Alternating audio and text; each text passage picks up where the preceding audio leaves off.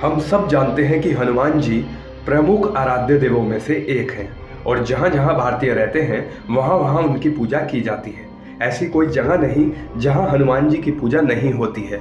पर शायद आपको पता ना हो कि हमारे ही देश में एक ऐसा स्थान भी है जहाँ हनुमान जी की पूजा नहीं होती। यहाँ तक कि वहाँ हनुमान जी का कोई मंदिर तक नहीं है। ऐसा इसलिए क्योंकि वहाँ के निवासी हनुमान जी से आज तक नाराज हैं। जी हाँ, उत्तराखंड स्थित द्रोणागिरी गांव ऐसी ही एक जगह है। यहाँ हनुमान जी की पूजा नहीं होती और रामलीला पर भी प्रतिबंध है। ये भी मान्यता है कि एक बार जब यहाँ रामलीला हुई थी तो आपदा आ गई थी। तब से इस गांव में रामलीला पर भी प्रतिबंध है। किस वजह से गांव वाले हुए हनुमान जी से नाराज, यही बताएंगे आज की इस हैरान कर देने वाली वीडियो में।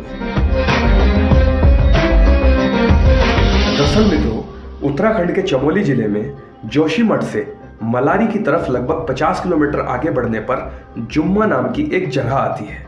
यहीं से द्रोणागिरी गांव के लिए पैदल मार्ग शुरू हो जाता है। यहाँ धौली गंगा नदी पर बने पुल के दूसरी तरफ सीधे खड़े पहाड़ों की जो श्रृंखला दिखाई देती है, उसे पार करने के बाद द्रोणागिरी पर्वत पहुंच सकते हैं। संकरी पहाड़ी पगडंडियों वाला तकरीबन 10 किलोमीटर का ये पैदल रास्ता बहुत कठिन है। ये गांव लगभग 14,000 फुट की ऊंचाई पर स्थित है। यहाँ के निवासियों का मानना है कि बजरंगबली जिस पर्वत को संजीवनी बूटी के लिए उठाकर ले गए थे वो यहीं स्थित था। यूं कि द्रोणागिरी के लोग उस पर्वत की पूजा करते थे, इसलिए वे हनुमान जी द्वारा पर्वत उठाकर ले जाने से नाराज हो गए थे। यही कारण है कि आज भी यहाँ कोई भी हनुमान जी की पूजा नहीं करता। इस गांव में लाल रंग का झंडा भी कोई नहीं लगा सकता। द्रोणागिरी गांव के निवासियों के अनुसार जब हनुमान जी बूटी लेने के लिए इस गांव में पहुंचे तो वे भ्रम में पड़ गए।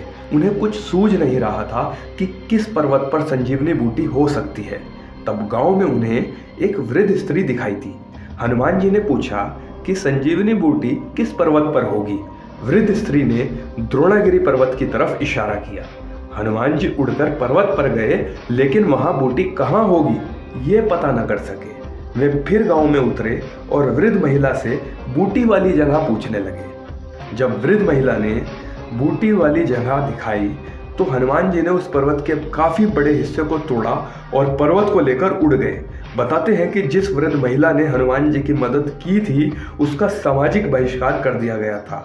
आज भी इस गांव के लोग अपने आराध्य देव पर्वत की विशेष पूजा होने पर महिलाओं के हाथ का दिया नहीं खाते हैं और ना ही महिलाएं इस पूजा में भाग लेती हैं। यहाँ के इष्ट देव के रूप में पर्वत देवता को पूजा जाता है।